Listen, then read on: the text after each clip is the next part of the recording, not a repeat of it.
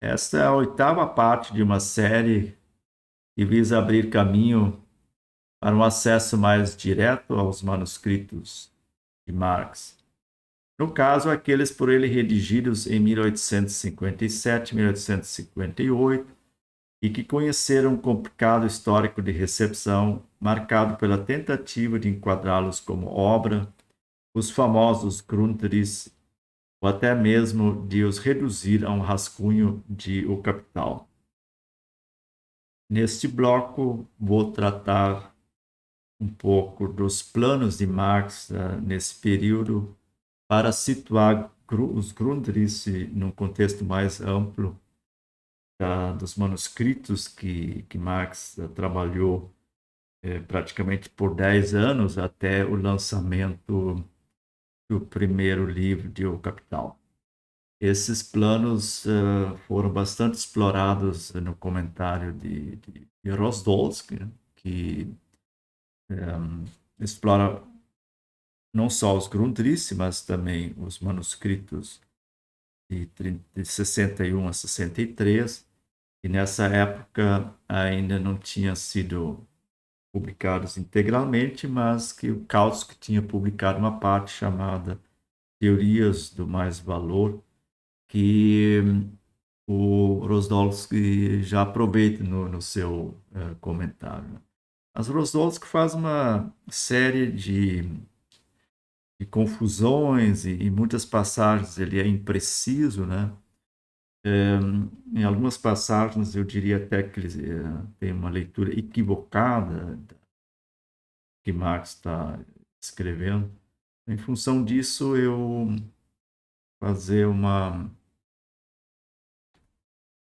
apreciação dos planos e também explicar um pouco como a parte dos Grundrisse se insere nesse contexto dos projetos e o que se pode entender por esses planos. Né?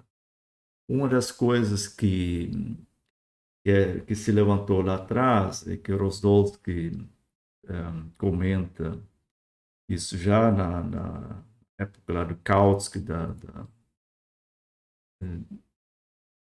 recepção marxista na social-democracia,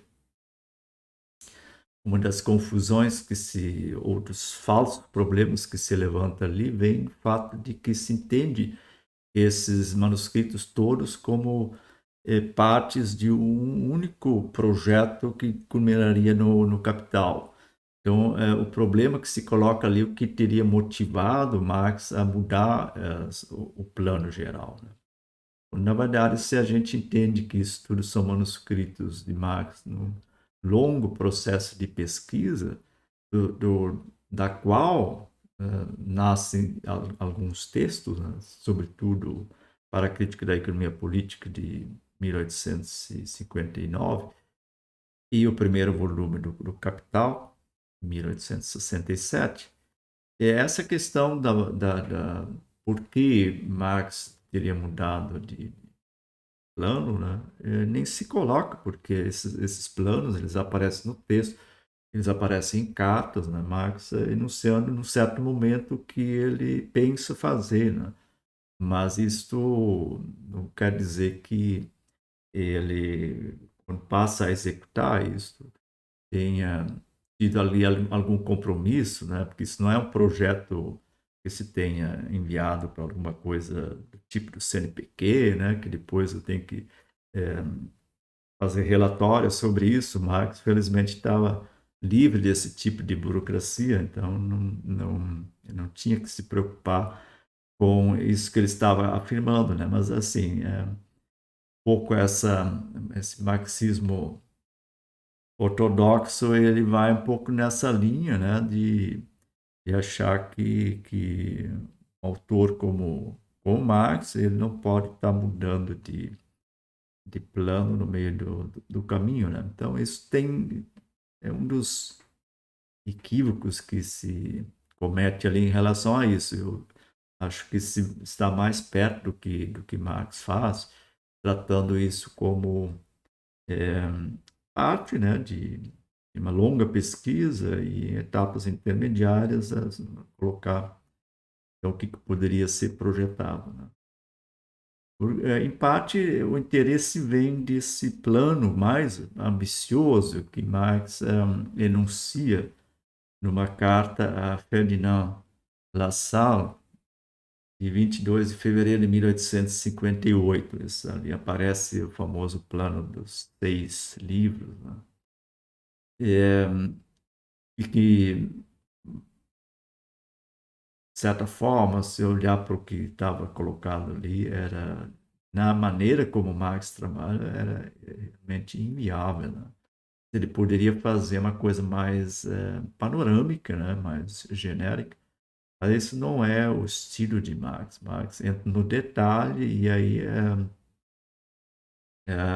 essa, ou se colocar isso na perspectiva da pesquisa que se faz hoje sobre isso, né? Então, às vezes são verdadeiras escolas, né, que se especializam em fazer certas pesquisas, por exemplo, sobre o item 6 aqui do mercado mundial, né, que vai acabar no fim, né, mais recentemente na economia global, né? Então, isso aí são escolas inteiras dedicadas a mapear a história do desenvolvimento do capitalismo com o mercado mundial. Então, a maneira como Marx procede teria sido inviável de qualquer forma. Mas nessa carta La Salle, ele diz a apresentação, quer dizer, a maneira é inteiramente científica, portanto, não ofensiva à política, à polícia no sentido comum. Aqui é preciso lembrar que nessa altura, início de 1858, Marx está tratando via La Salle de encontrar um editor na Alemanha. Então, La Salle é o contato que ele tem e assim, ele veio trabalhando nisso na segunda metade de 57, continua trabalhando nisso no início de 58, e no início de 58 aparece, então, uma, né, uma tratativa mais concreta, né, para publicar, e também vem ali o acerto que o Duncker depois vai se dispor a publicar, é o que Marx está pensando em trabalhar. E aí Marx, nessa correspondência La Salle, apresenta o que seria o que ele quer publicar. Né? Então, sim, inteiramente científico significa que não é um texto polêmico, né? Mas um texto que visa resolver questões deixadas em aberto pela economia política, sobretudo na fase crítica de Ricardo. Né? O exemplar que a gente tem disso é parte, né, do que Marx estava propondo ali, 2 primeiros capítulos, de 3, né? Que é o texto de Paracrítica da Economia Política. Né? Na redação do 3º capítulo, que seria sobre o capital, ele já acabou entrando em outras atividades, acabou não saindo da maneira como ele pretendia. Né? Então, ele continua na carta La Salle, o todo está dividido em 6 livros. O primeiro, do Capital, contém alguns capítulos preliminares. Sobre essa expressão ali, alguns capítulos preliminares, eu pretendo em seguida mostrar como ali, nesse roteiro, no sumário dos cadernos que apresentei aqui no bloco passado, existe a parte inicial que explora esses capítulos preliminares. Né? Tá? No texto de Marx está lá four chapters, que é um barbarismo, né, que costura alemão com inglês, né, que é comum nas frases de Marx em sua correspondência de Londres. Né. Esses capítulos preliminares podem ser entendidos naturalmente como acaba sendo em Paracrítica da Economia Política, né, o capítulo preliminar ali do Mercadoria e Dinheiro, são o capítulo 1 e capítulo 2, né? O 3º capítulo seria do Capital. mas nesse roteiro que ele traça ali no seu sumário dos cadernos, do início de 1859, como nós vimos, ali isso é muito mais complexo e muito mais rico, né? Então, você poderia também levantar a hipótese que antes ele passar a tratar do capital, ou mesmo entrar nessa questão da mercadoria, valor de troca, dinheiro, que já é preparatório, né, para o tratamento do capital, ele pode ter tido em mente, né, indica pelo menos esse sumário, né, indica que ali haveria uma série de questões que teriam sido tratadas antes mesmo de entrar no tratamento do capital, né? Então, esse plano é, seria, né, começaria com um livro sobre o capital, que tem suas subdivisões, né? No passagem lá passa a ver as subdivisões, né? E então ali seria um projeto que teria os primeiros 3 livros, né? Capital, propriedade fundiária, o trabalho assalariado. Na verdade, são as 3 fontes de renda, né? Que é lucro, renda fundiária, né? Renda no sentido mais restrito, né? E salário, que nesse projeto, assim, faria 3 livros, né? Claro que o livro sobre capital seria muito mais extenso, né? É importante, assim, ver que ele está colocando de uma forma que até os próprios Grundrisse, já manuscritos 57 e 58, permite colocar dúvidas sobre o sentido de fazer isso, né? Porque ali já começa a aparecer a relação desses momentos, né? Mas o projeto anunciado aqui era esse, né? E aí depois os 3 últimos livros, né? Isso já está mais claro, né? E segue algo que se encontra na Riqueza das Nações, de Adam Smith, a parte final, né? É, que é então um tema que na economia política clássica, não é essa que reduz a, a economia pura, mas é essa que tem essa preocupação com a dimensão política, né, da economia, e por isso entra a tematizar o Estado, a função do Estado, etc. E aí aparece então essa sequência do Estado em relação à economia, o que o Estado pode fazer, ou como é que o Estado se relaciona com a sociedade burguesa, no sentido de atrapalhar ou de promover a economia, que levaria então a um maior bem-estar da população. Esse é o objetivo geral da economia política, como definida por Adam Smith, né? Mas o Estado também teria uma função muito importante na, assim, na garantir, né, promover é, essa parte do comércio internacional e, finalmente, na teoria, se passaria a tratar do mercado mundial. Então, esses 3 livros, Estado, Comércio Internacional, Mercado Mundial, provavelmente, aqui ele está falando de livros mais curtos, como teria sido o primeiro, né? E acabou depois virando um projeto muito mais monstruoso, porque ele vai detalhando, detalhando, detalhando, e de fato teria sido interessante se ele tivesse tido essa energia, as condições todas para executar isso, porque há uma certa deficiência no que diz respeito à teoria do Estado de Marx, né? E no que diz respeito ao comércio internacional, mercado mundial, existe uma série de observações de Marx ao longo dos seus textos, mas não existe um tratamento exaustivo disso. Então, esse é o projeto dos 6 livros, né?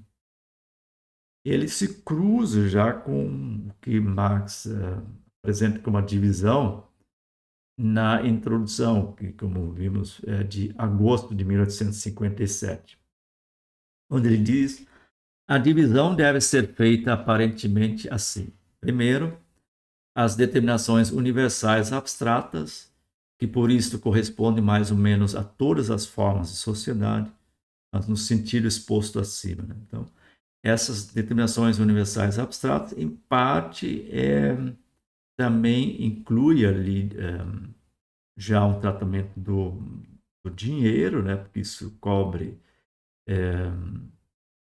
pelo menos as formas estatizadas, né? de sociedade, né? Mas, como vou mostrar em seguida ali, há uma série de outros temas ali que cairiam nessas determinações universais abstratas, né? Como, por exemplo, aparece ali no início da introdução, uma abordagem produção e distribuição, onde simplesmente se renuncia, né, os princípios do materialismo, os fundamentos, né, do materialismo histórico, né, que Marx já tinha formulado na ideologia alemã, em 1845, e que é enunciado aqui no início da introdução, no sentido de que toda sociedade humana precisa produzir para garantir a sua sobrevivência. Então, existe produção nesse sentido, bem geral, produção das condições de vida, né? As condições materiais de existência. O que não significa que haja produção de mercadoria em todas as sociedades. Então, são determinações gerais, né?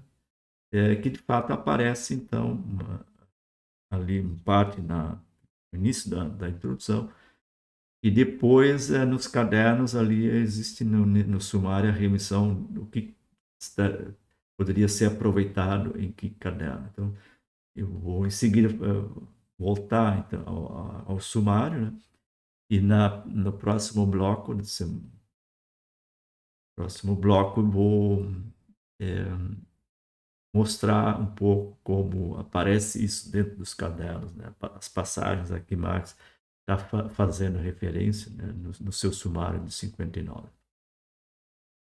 Então, depois do primeiro item, né? da divisão, segundo seria as categorias que constituem as formas de sociedade, as categorias que constituem a articulação interna da sociedade burguesa e sobre as quais se baseiam as classes fundamentais, né? Então, aqui começa a aparecer o que caracteriza a sociedade burguesa, né? Universalização das relações de troca, tanto a produção para obter um produto com valor de troca, produção de mercadoria, né? A dominância do dinheiro e, sobretudo, a entrada do capital na esfera da produção. Isso, então, é o que já entra para o lado do tratamento especificamente voltado para o capital. Então, esse segundo momento, ele já não é mais ou menos todas as formas de sociedade, diz respeito ao que é o objeto, na verdade, da pesquisa de Marx, que é a compreensão da sociedade burguesa. As categorias permitem compreender a articulação interna da sociedade burguesa. Aí ele faz uma lista aqui, né? Produção, capital, trabalho assalariado, propriedade fundiária. Veja que aqui aparece o que seria desdobrado em livros, de acordo com essa carta a La Salle. Essa carta La Salle a gente tem que ler assim com grano sale, né? Que não quer dizer que Marx realmente tinha ali claro e que ele iria.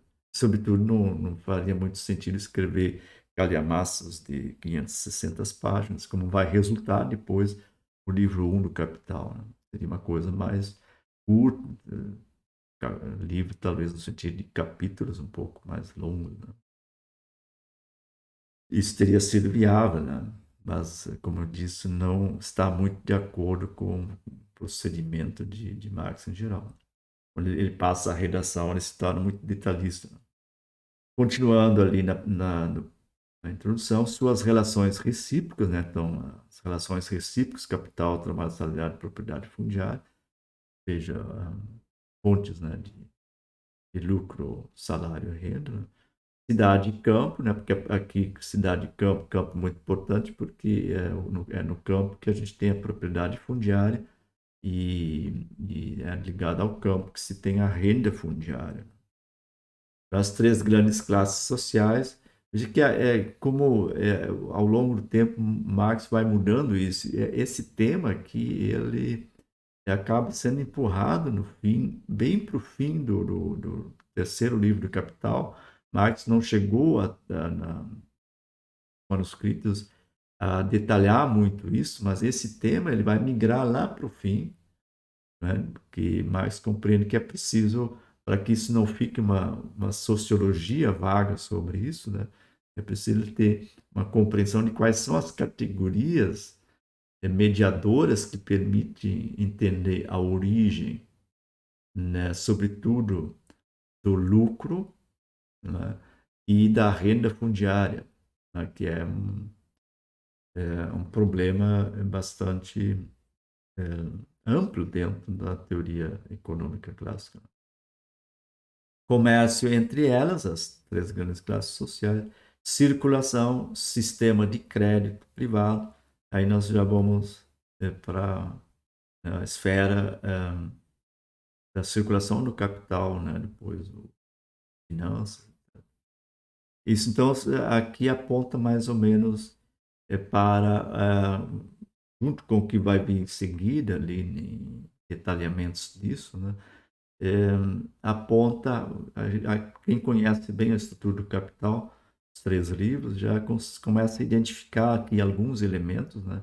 Então, esse item 2 trataria, em princípio, do que depois viria a ser o Capital, né? A esfera produção, circulação e a relação entre duas coisas, né? Inclusive a distribuição, que vai ser trabalhado no terceiro livro, a distribuição da renda em geral em três classes, né?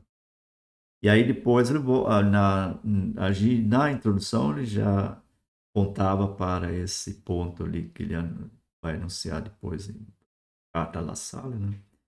Que seria o terceiro item seria síntese da sociedade burguesa na forma do Estado, não é? Então, teoria do Estado, né? Considerada em relação a si mesma, as classes improdutivas, impostos, dívida do Estado, crédito público, a população, as colônias, emigração. Esses seriam os temas que provavelmente trabalharia em sua teoria do Estado. Depois, quarto, relação internacional da produção, que é o tema da comércio internacional, tópico 5, né? Relação internacional da produção, divisão internacional do trabalho, comércio internacional, exportação, importação, câmbio. Então, esses são os temas tratados nesse aqui no quarto item, né? E, por fim, o mercado mundial e as crises. Aqui entra já um tema que na carta não menciona, mas que é um tema muito importante, que já está bem presente nos manuscritos 57 e 58, que é o tema das crises. Então, isso é o que Marx está apresentando em termos de planos, né, de divisão do que ele pretende fazer aqui na sua. Então, se a gente comparar aqui as duas coisas, né, os temas estão ali, né? A divisão não é exatamente igual, né?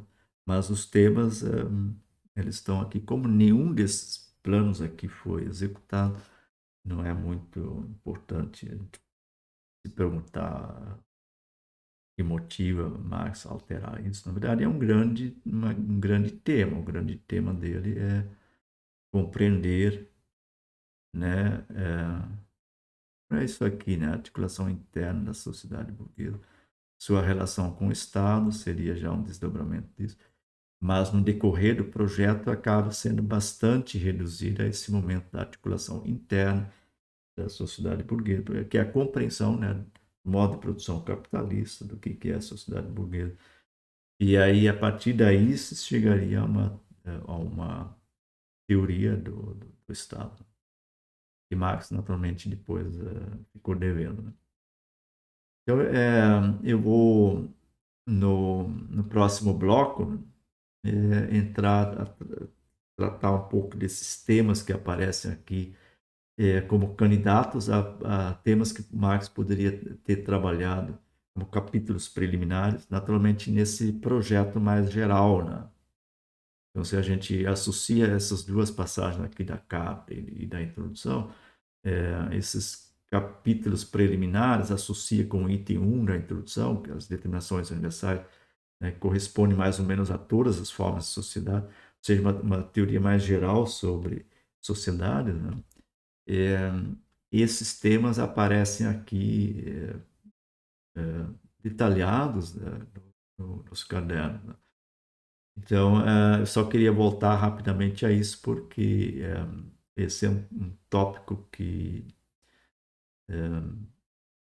me parece interessante ser explorado, né? Que eu aproveito aqui a oportunidade para entrar ali como, né, que seriam é, opções na leitura desses manuscritos 57 e 58, porque é aqui que se encontra. Né?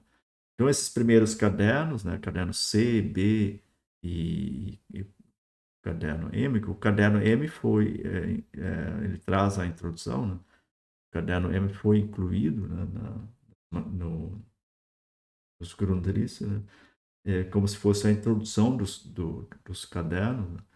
Apesar de ele ocupar uma função, né, um pouco separada, e parte dele também traz, então, o início do caderno, traz o que eu mencionei antes, né, fundamentos do materialismo histórico, que teria um outro lugar dentro da construção, né, porque a partir do caderno, sobretudo a partir do caderno 2, né, mas já no caderno 1, Marx começa a entrar ali na investigação, né, do que são relações de troca, mercadorias, a origem do dinheiro, sistemas que ele precisa esclarecer antes de passar a tratar do capital propriamente dito.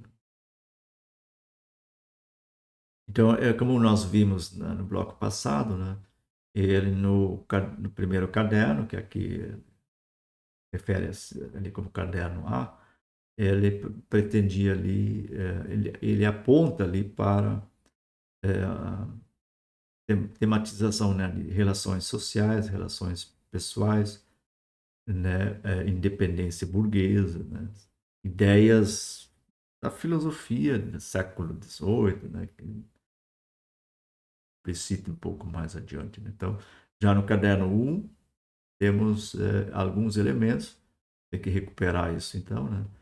Mas, sobretudo, que me parece assim, porque assim, o caderno 1 e o caderno M, eles estão publicados com parte dos Grundrisse, então eles estão ali incluídos nesse tematização, mas o caderno B,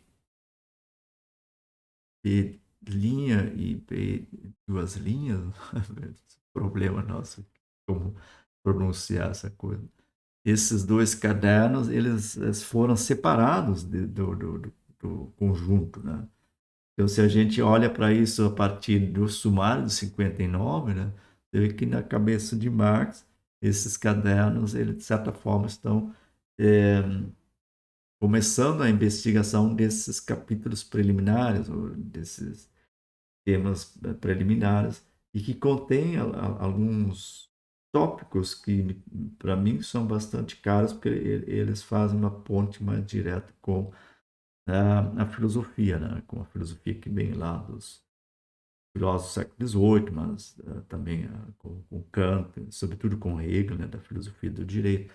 Então, isso aparece nesses dois cadernos, que das edições desse material sempre aparece em outro lugar, né? Eles não são associados diretamente com o que se convencionou chamar de Grundrisse, né? Ou seja, como se eles fossem uma outra coisa, mas na verdade, se a gente chama isso de manuscritos 57 e 58, eles são parte desses manuscritos. Né? E esse sumário, né, de 59, ele aponta para essa integração, né?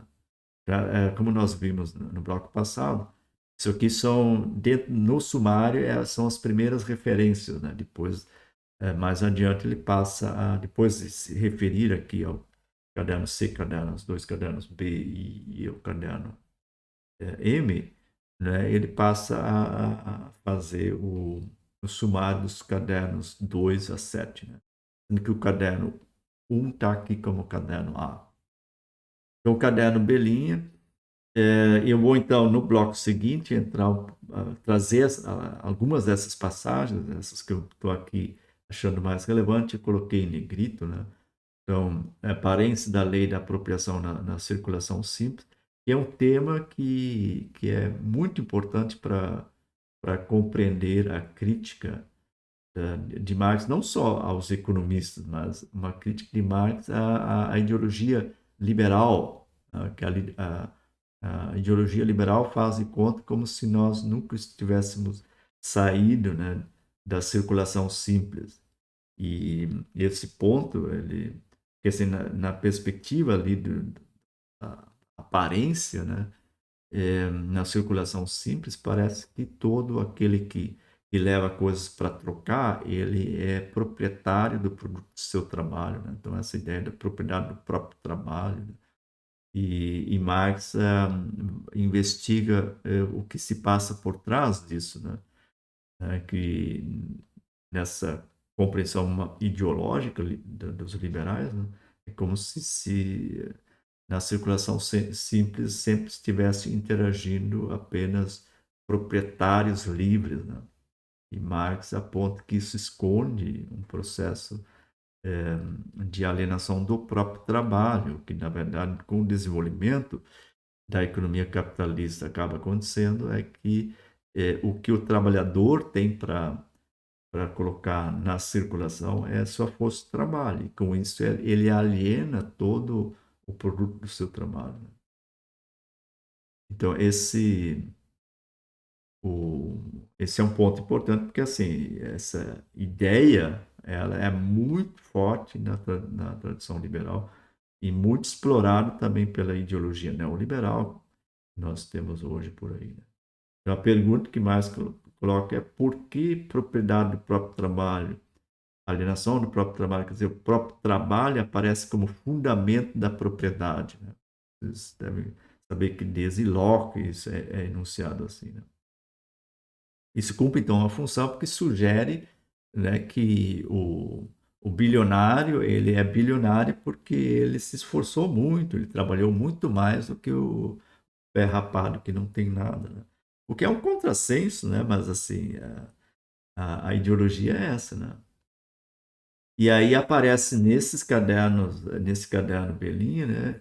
O tratamento do reino da liberdade, da igualdade burguesa, que é nessa esfera da circulação simples, parece que todos são livres, todos são iguais e há relações contratuais. Então, olhando só para essa esfera, não se colocaria nunca a questão da justiça ou da injustiça do processo, né?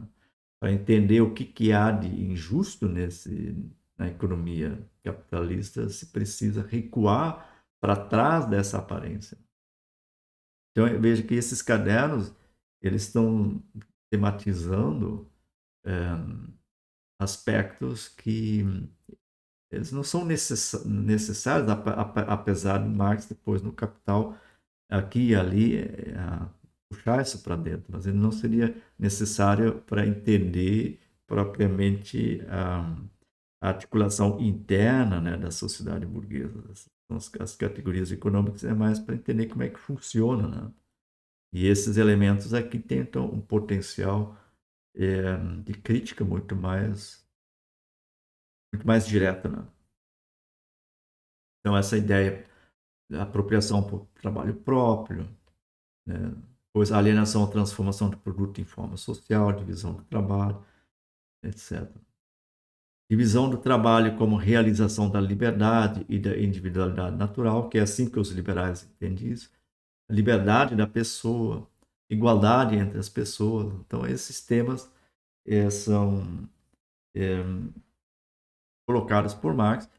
E se a gente então olha para esse sumário com essa compreensão mais aberta de que nós estamos aqui diante de pesquisas de Marx, ali, segunda metade de 57 e até meados de 58, que são esses cadernos aqui,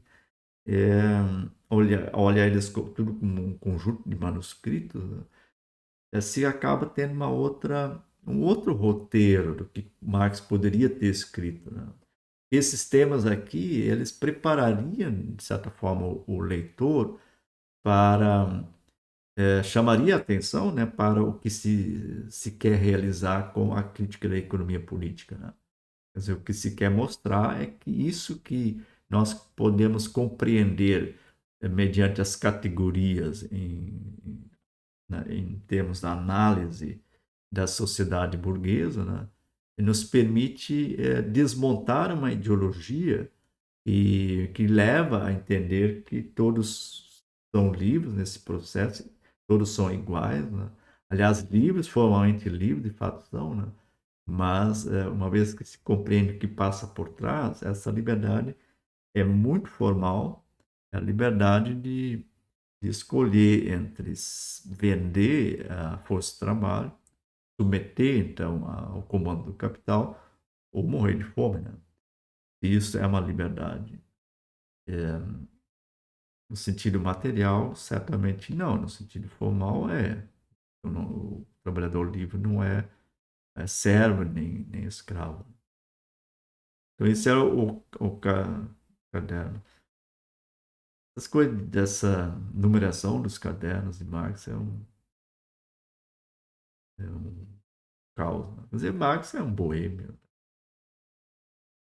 caótico também. Né? Essa pesquisa, a gente olha para essa pesquisa, um campus é um laboratório, né? De ideias e aí aparece esse tipo de coisa, porque assim, falta letras no alfabeto, por que tem que ter caderno B, linha, B de duas linhas? Coloca ali caderno X, caderno Y, o numera, ou usa o número ano, né? Essa coisa, mas é assim que isso está numerado por Marx. Né? Então, esse outro caderno aqui dá continuidade, apesar de ali estar entrando também em termos de dinheiro, né? Ele volta, contar continuidade ali a pesquisa, né? Igualdade, né? A tríade, que é a tríade da filosofia do direito e filosofia política burguesa, né? Que é a tríade, na verdade, a sequência seria liberdade, igualdade, propriedade, né? Em que a propriedade sempre aparece junto com os direitos fundamentais, né? E isso faz sentido na perspectiva burguesa, né? Na perspectiva mais ampla, né? De todos os seres humanos, né? Todos os membros de uma sociedade, como a sociedade moderna. A introdução da propriedade, ela introduz o momento da desigualdade. Então, se muda de registro quando se acrescenta aos direitos fundamentais também a propriedade. Então, a circulação simples, veja que no caderno anterior tratava disso, né? E como a circulação simples, a esfera da circulação simples, ela atua como um espaço privilegiado para as construções ideológicas, né, do pensamento liberal, e Marx tem a intenção, então, de ir o que se passa por trás. A circulação simples, a aparência de um processo que se passa atrás dela. Então, na circulação simples se tem a aparência de algo, o aparecimento de algo que esconde, que são esses conceitos, né, que depois da mistificação, da fetichismo, né, que fica escondido algo que na esfera da circulação simples não é imediatamente visível. Né? Então, esse projeto de uma crítica da economia política visa recuar para o que se esconde ali por trás, né? Ou seja, não cair na mistificação, fazer a investigação chegar ao que é escondido por esses movimentos da circulação simples, onde então todos aparecem, né, como proprietários, agentes livres, iguais. Depois, no caderno M, é só as primeiras páginas, porque a parte do método, a partir da parte do método não está aqui, e não caberia aqui, né? Aquela parte do método provavelmente seria aproveitada para uma introdução, ou para um prefácio, né? Uma explicitação metodológica, né? Mas a parte inicial, as páginas iniciais do caderno M, né? Caderno M aqui é a introdução do que se conhece como introdução dos Grundrisse. Então, a parte inicial da introdução, caderno M, trata também de temas gerais, né? Então, indivíduos independentes, ideias do século XVIII, essa, essas ideias que vêm com a sociedade burguesa, né? Dos indivíduos independentes, né? Dos átomos sociais, as ideias do século XVIII, né? A partir de átomos sociais. Aliás, século XVII se começa a formar com Locke, depois é desenvolvido ao longo do século XVIII. A ideia de que os processos eles são desenvolvidos a partir de indivíduos independentes. Na perspectiva política, então, aparece pela teoria do contrato social, que estabelece o contrato social. Pelo contrato social, então, se constitui o Estado. Todas essas ideias liberais, né? De fato, aparece, então, na parte inicial da introdução no caderno M, né? Aparece a página e pouco disso aí. Depois se passa para os fundamentos, né, do materialismo histórico, que é essa questão em todas as sociedades há sempre produção, né, e distribuição, que é então um conceito bem geral e não deve ser entendido no sentido da produção e distribuição dentro da economia capitalista, porque a economia capitalista, então, o modo de produção capitalista seria uma das formas históricas, né, de produção e distribuição de riqueza. Depois ali também se menciona, eu vou então no bloco seguinte entrar, trazer as passagens relevantes desses textos ali para mostrar como ali existe material para, digamos, um outro livro, né? Ou pelo menos alguns capítulos sólidos ali, introdutórios a esse tratamento todo. E esses temas não desaparecem depois no Capital, eles são diluídos, né? Marx mexe com isso ao longo do tempo todo. Esse tema aqui da eternização de relações de produção histórica, né? Isso é um dos ângulos da crítica de Marx à economia política e à ideologia burguesa, né? Que se toma o que é característico da sociedade burguesa e se projeta isso como se todas as formações sociais tivessem essas mesmas características, né? Então, esse é um ponto crítico, né? E aí, na continuidade do caderno B, duas linhas, a partir da página 16, né? Aí já começa a entrar, transforma, ele no caso aqui, como esse aqui foi escrito depois dos cadernos 1 a 7, né? Na verdade, ele volta aqui a tratar disso, né? Transformação de dinheiro em capital é um tema bastante trabalhado também nos outros cadernos, né? Cadernos. Então, a partir daqui, vem, então, na sequência, vem o caderno 2, né, 3, etc. E aí, mas aqui é importante porque assim, é o momento em que começa a entrar o que seria o tratamento propriamente dito das categorias necessárias para entender a articulação interna da sociedade burguesa, né? A sociedade burguesa é uma sociedade baseada no capital. E é esse segundo item, né? Então, o item 1, essa que é a questão. Marx está colocando isso de uma forma bem geral, mas a questão que se coloca, o que seria possível tratar nesse item 1, o que faz sentido. E levando em consideração esse sumário de 59, você vê que ali existem temas, né, bastante interessantes que poderiam ter sido tratadas, né, por Marx nesse primeiro capítulo ou livro, se quiser. E aí depois, no segundo, né, as categorias que constituem a articulação interna da sociedade burguesa, aí exatamente são esses momentos aqui, né, em que ele volta, que vai ser depois nos cadernos 2, 3, em diante, né. O caderno 1 e o caderno 2 trata mais do início do caderno 3, trata mais do dinheiro, né, e depois no caderno 3 começa a vir a passagem do dinheiro para o capital e se chega também ao capital. Desculpe, estou aqui atrapalhando. Dá para sair clicando de qualquer forma que vira do prumo.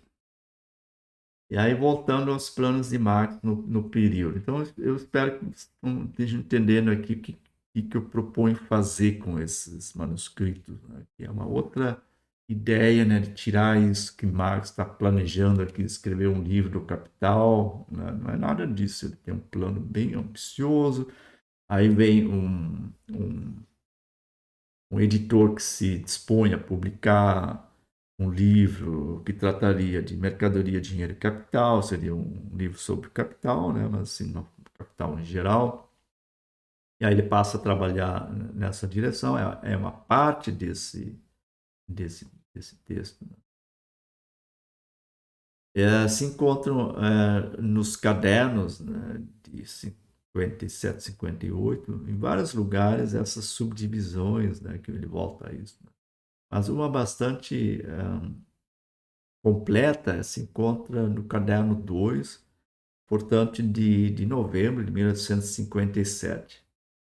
E ali Marx diz o seguinte: nesta primeira seção, em que são considerados valor de troca, dinheiro, preço, as mercadorias sempre aparecem como dadas, né? Porque assim, nem todas as sociedades que praticam comércio, portanto, têm mercadorias, têm dinheiro, e se estabelece um preço, e se pergunta se esse preço tem relação com o valor de troca, etc. Nem todas as sociedades que praticam isso, né,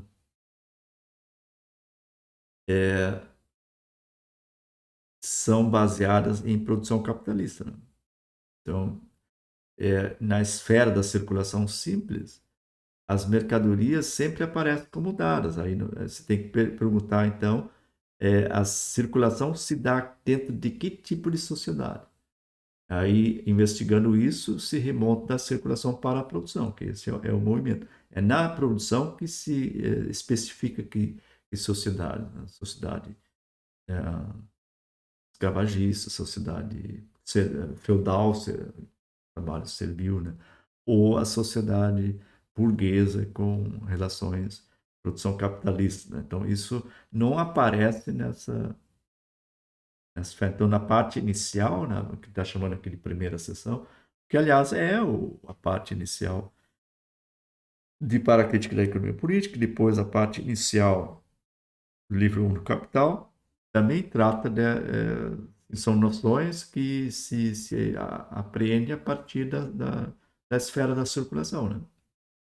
E depois, então, Marx passa a tratar propriamente da esfera da produção, que é a produção, o processo de produção do capital. Né? Então, os primeiros capítulos lá no livro 1 do Capital também seriam essa primeira sessão. Né? E ainda as mercadorias são tratadas como dados. Né? Só depois é que se passa a tratar essas mesmas noções na perspectiva da produção capitalista. Mas dinheiro, preço e mercadorias são categorias mais gerais, aparecem também em outras formações sociais, formações pré-capitalistas. A determinação formal é simples. Sabemos que elas exprimem determinações da produção social, mas essa mesma é pressuposta. Então, estamos falando aqui nessa esfera bem abstrata, categoria, o que Marx estava dizendo lá na introdução, voltando a isso, né? Categorias constituem, aqui em cima, as determinações universais abstratas, e por isso corresponde mais ou menos a todas as formas de sociedade, sentido, então, posto acima. Tá?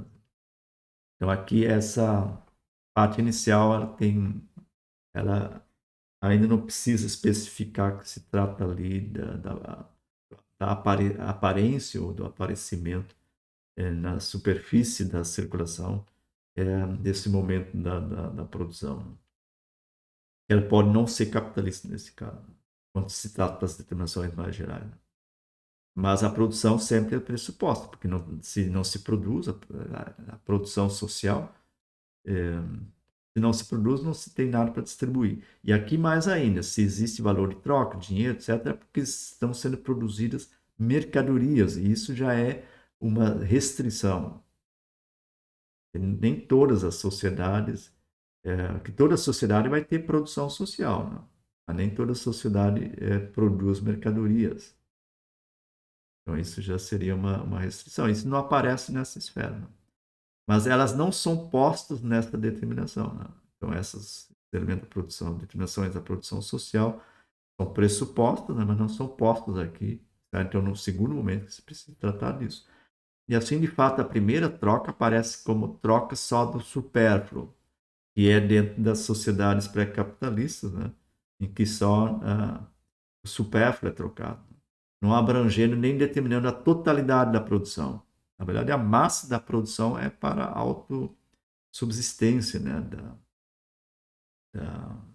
Das famílias, né? Dos clãs. Né? É o excedente dado de uma produção global que se encontra fora do mundo dos valores de troca. Então, o excedente dado é trocado e ele então acaba entrando nesse circuito de estabelecimento de um valor de troca. Mas a produção global se encontra fora do mundo dos valores de troca. Então, a produção global não se dá visando produzir um valor de troca, ou seja, produzir mercadoria. Né? Isso então são formações sociais pré-capitalistas. Né? Na sociedade desenvolvida, isso também aparece ainda assim na superfície com o mundo de mercadorias imediatamente dado. Então, na sociedade desenvolvida, estamos aqui falando da sociedade burguesa. Aqui também aparece, como estava apontando ali nas observações críticas dele, também aparece na superfície, né, na esfera da circulação, parece que ali também se tem apenas essas relações de troca, né, e não tem nada a ser investigado por trás dessas relações. Por si mesmo, entretanto, ele aponta para além de si mesmo, para as relações econômicas que são postas como relações de produção. Não é que a pesquisa propriamente dita, para chegar na essência da coisa, precisa ir para a esfera da produção, que é ali que se vai detectar a relação de exploração do trabalho humano, porque é na produção que aparece o trabalho como fonte, né, de riqueza, como atividade produtiva. Né? A articulação interna da produção constitui, por isso, a segunda seção. Né? Então, seria uma seção. Aqui, assim, acontece no meio do texto, né, uma outra divisão do material. Né? Aqui, então, nessa primeira sessão, nós teríamos aqueles capítulos preliminares, essas determinações gerais. Na segunda sessão, né, teríamos, então, a articulação interna da produção, que é o processo de produção do capital. Né? Depois, a síntese no Estado seria a terceira sessão. Hoje vejo que ele aqui está retomando essa mesma sequência.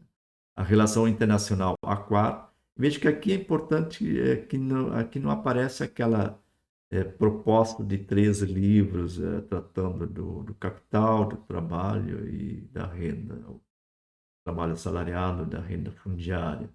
Né? Isso aqui estaria colocado. Então, aqui é um outro esquema, né? Seria um outro plano, que não aparece essa da carta, né? Que é quando se fala dos 6 livros do Capital, se refere àquela carta da Sala. Né?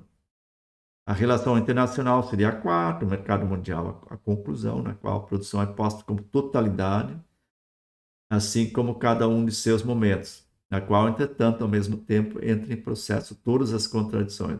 Na verdade, é a totalidade, veja que aqui nós estamos em 1557, e para Marx Está absolutamente claro que a totalidade que ele quer entender, a totalidade que ele precisa dar conta, é o mercado mundial, porque o capitalismo não aparece como uma coisa localizada apenas, né?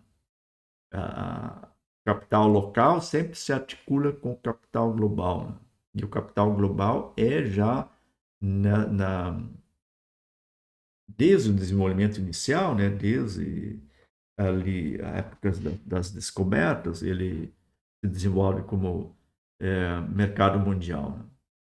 O mercado mundial constitui, então, ainda tanto o pressuposto quanto o portador da totalidade. As crises são, então, a indicação universal, para além do pressuposto. Então, as crises também aparecem sempre, crises que Marx está analisando, como crises com uma dimensão mundial, né? E aí as crises, elas aparecem, então, a indicação universal para além do pressuposto, né? Quer dizer, as crises apontam para um problema com essa totalidade do mundo capitalista, né? E o impulso para a adoção de uma nova configuração histórica, né? Por isso, assim, ele e Engels olham para as crises sempre com essa expectativa de que dali viria um impulso, né, para a revolução, né, que é a adoção de uma nova configuração histórica, que é a superação do capitalismo, seria naturalmente uma atividade revolucionária, fosse tocada por quem fosse, né? Mas, no caso, isso só interessaria mesmo ao proletariado, já que esse mundo capitalista ele beneficia diretamente e privilegia também a burguesia, né? Isso, então, sobre os planos na época ali, né? Já mencionei blocos passados ali que o projeto de O Capital, então, como o livro O Capital, ele começa a se anunciar em 1862. E aí eu trouxe aqui a carta, que é uma carta a Ludwig Kugelmann, de 28 de dezembro de 1862, em que Marx registra essa vontade, né, de publicar isso com o título de O Capital. Ainda se trata ali do, a continuidade, né, de Paracrítica da Economia Política, em que ficou faltando o capítulo sobre o capital. Só que agora a ideia não é mais publicar isso como continuidade, né, segunda parte de Paracrítica da Economia Política, mas de fato como o capital. E aí, como subtítulo, bom, vou ler a carta, a passagem da carta. Alegrou-me muito saber por sua carta que você e seus amigos têm um interesse tão caloroso por minha crítica da economia política. Isso para Marx é importante porque Marx está no exílio em Londres, né?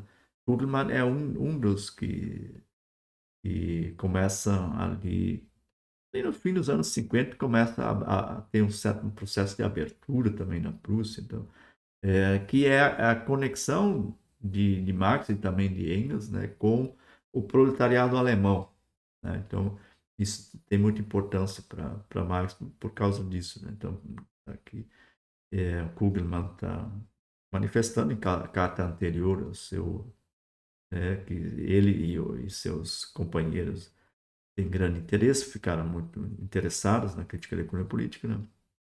E aí Marx continua, a segunda parte está finalmente pronta, quer dizer, até a redação final e a última arrumação para a impressão.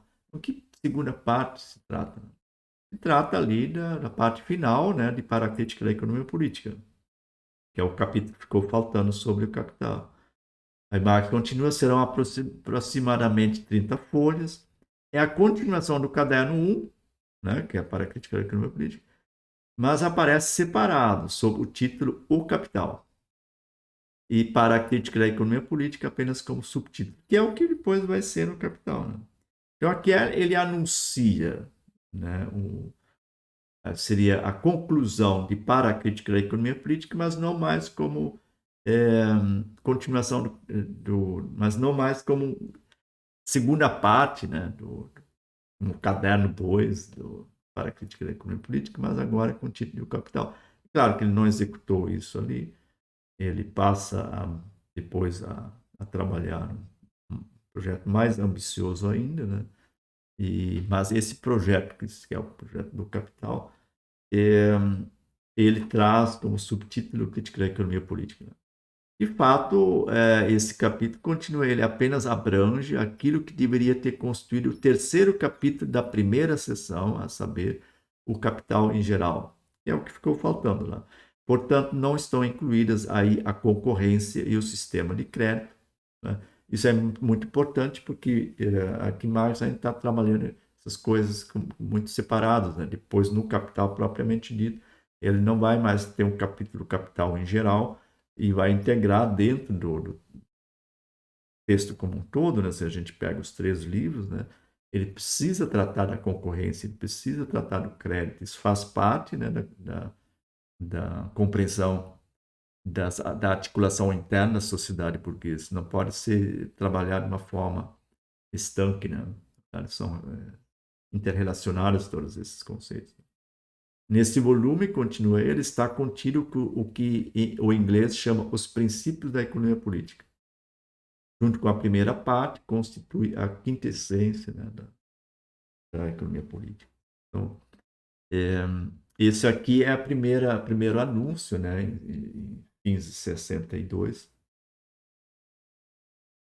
desse propósito de trabalhar um livro com o título O Capital. Claro que isso aqui seria muito mais reduzido e o projeto também ainda é diferente de projeto, porque depois que ele vai desenvolver não é só o capital em geral, mas é o capital em todas as suas relações. Ah, com relação a se o que a gente encontra no capital isso é uma invenção posterior, eu juntei aqui umas passagens que apontam para uma antecipação da estrutura de O Capital, agora falando dos 3 livros do Capital, né, que é processo de produção do capital, processo de circulação do capital e processo global do capital, né, que são os três livros. Né? Então, eu vejo antecipado isso em uma outra carta de a Ferdinand Lassalle, e essa de 11 de março de 1858, que Marx diz, de novo, está falando do que ele pretende escrever e vai depois ser encaminhado lá para o Duncan, que aceitou publicar isso. Contendo, então, o livro todo conteria valor, depois acabou sendo convertido para mercadoria, né? E a mercadoria é como aparece isso imediatamente, e aí na análise da mercadoria se chega ao valor. Então, valor, dinheiro, capital em geral, processo, e aí então no capital em geral, vem como subdivisão que viria depois a ser os livros, né? Processo de produção do capital, livro 1, processo de circulação do capital, livro 2, unidade de ambos, capital e lucro, juro, que são os temas do livro 3, né?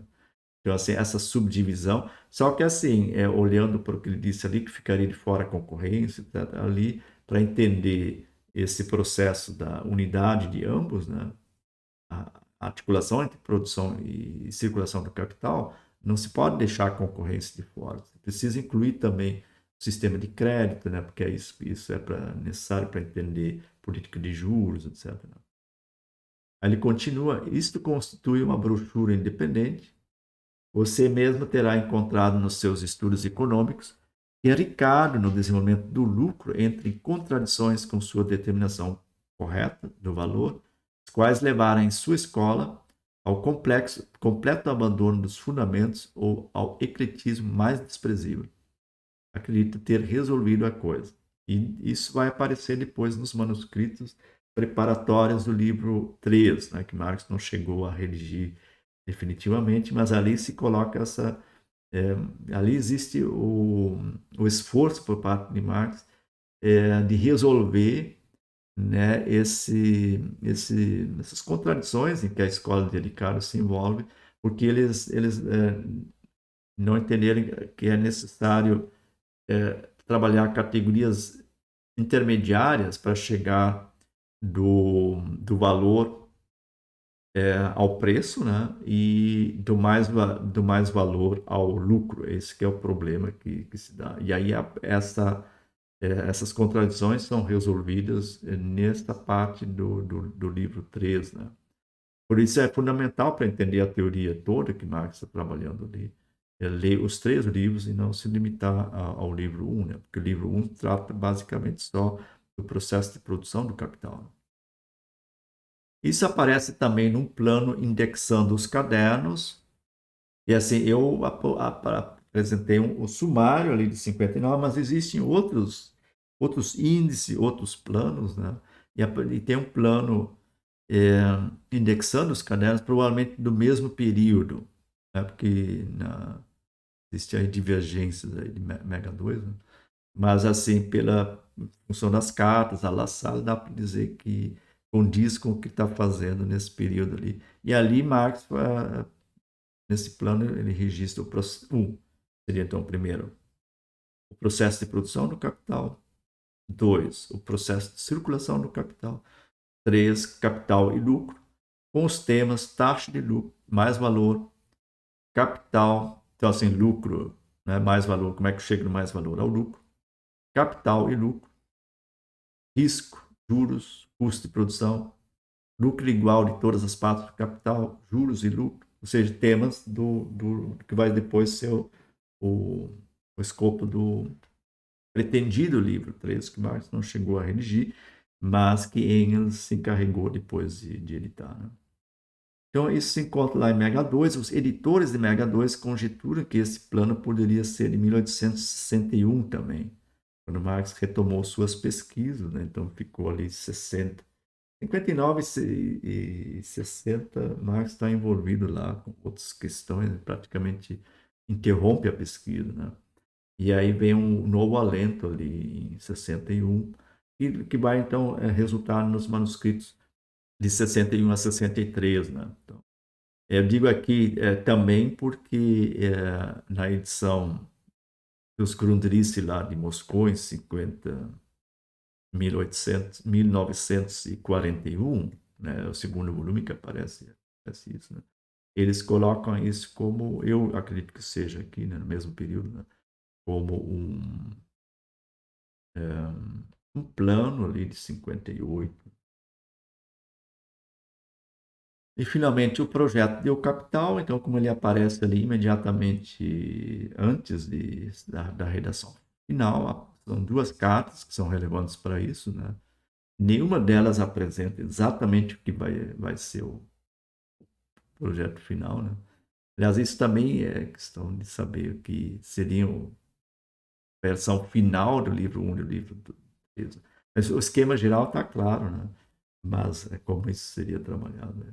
Então, a carta Engels, de 31 de julho de 1865, diz Marx, no concernente ao meu trabalho, quero te deixar a par.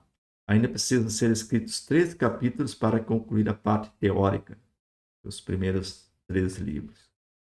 Então, ainda tem de ser escrito o livro 4, o histórico literário, que é para mim a parte relativamente mais fácil, posto que todas as questões são resolvidas nos 3 primeiros livros, sendo o último, portanto, mais repetição em forma histórica. Então, aqui vem esse projeto, né, de 4 livros, e leva depois essa ideia de que um quarto livro do Capital com as teorias do mais valor, né, como isso está colocado por Marx, não seria só as teorias do mais valor, seriam as teorias econômicas precedentes, né? Então, é histórico literário, e não se limita só à teoria do mais valor.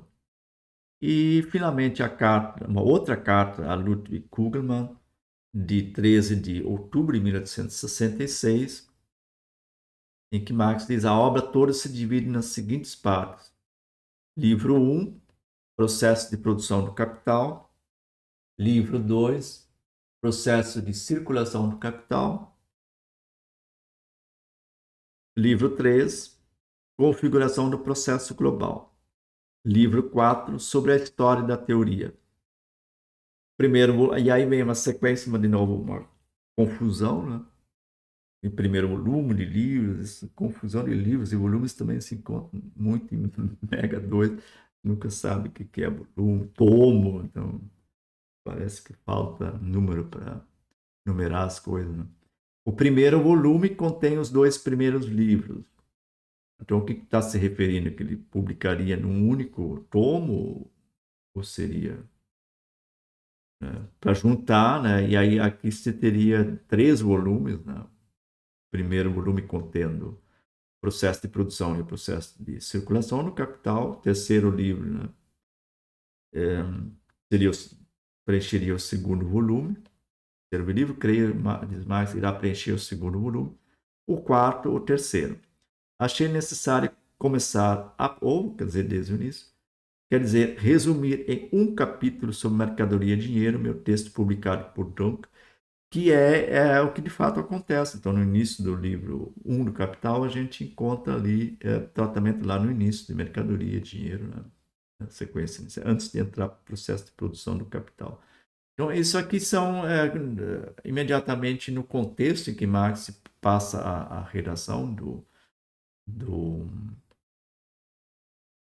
do livro Capital, né? E ele está empenhado ali na redação do livro 1 do Capital, né? Que seria publicado então, em 1867. Mas veja que sim, dá para mais ou menos ver qual era o projeto, mas essa confusão entre livro, volume aqui aponta ainda para uma. E talvez para Marx isso não fosse tão decisivo também, né? Que vai fazendo.